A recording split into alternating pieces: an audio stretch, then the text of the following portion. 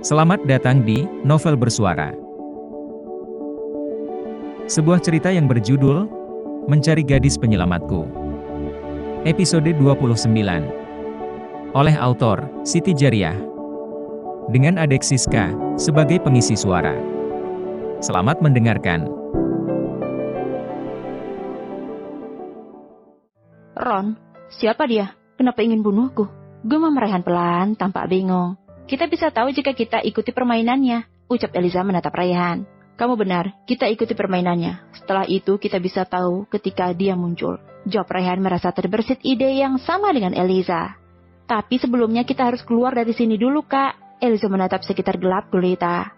Sudah malam, kita tidak bisa kemana-mana kecuali menunggu pagi.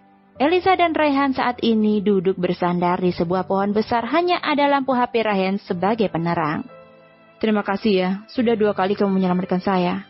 Semoga saja dalam waktu 3 bulan saya bisa membuat kamu jatuh cinta. Saya mohon, berusahalah untuk mencintai saya, El.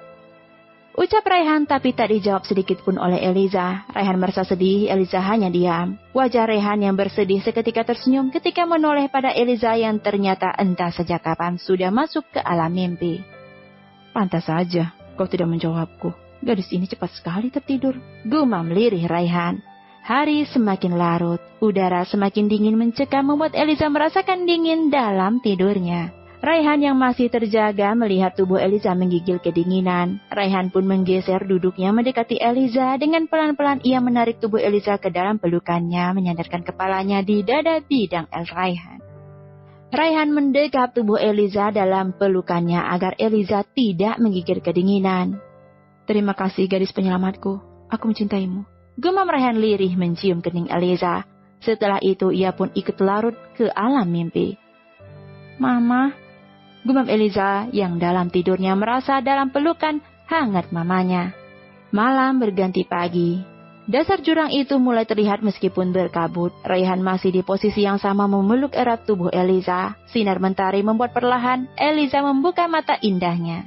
Aroma khas maskulin tubuh Raihan seketika membuatnya membulatkan mata. Menyadari saat ini ia berada dalam pelukan Raihan.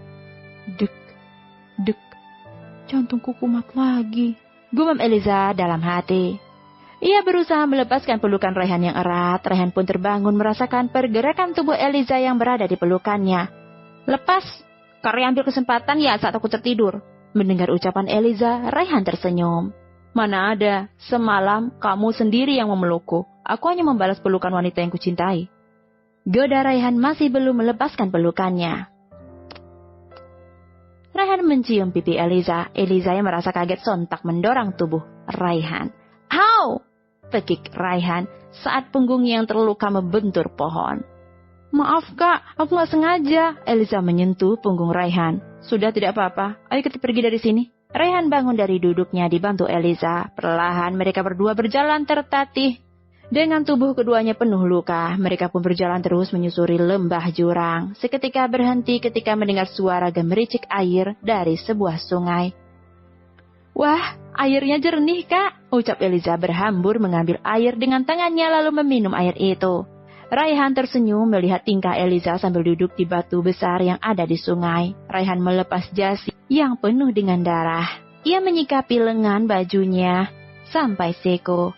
Kemudian dengan tangannya ikut mengambil air dan meminumnya. Setelah mereka berdua membasuh muka dan terlihat segar, mereka kembali berjalan mengikuti arah sungai. Eliza lapar kak, ucap Eliza masih berjalan di samping Raihan yang terlihat berusaha kuat menahan sakit luka di punggungnya. Sabar ya. Raihan membelai kepala Eliza.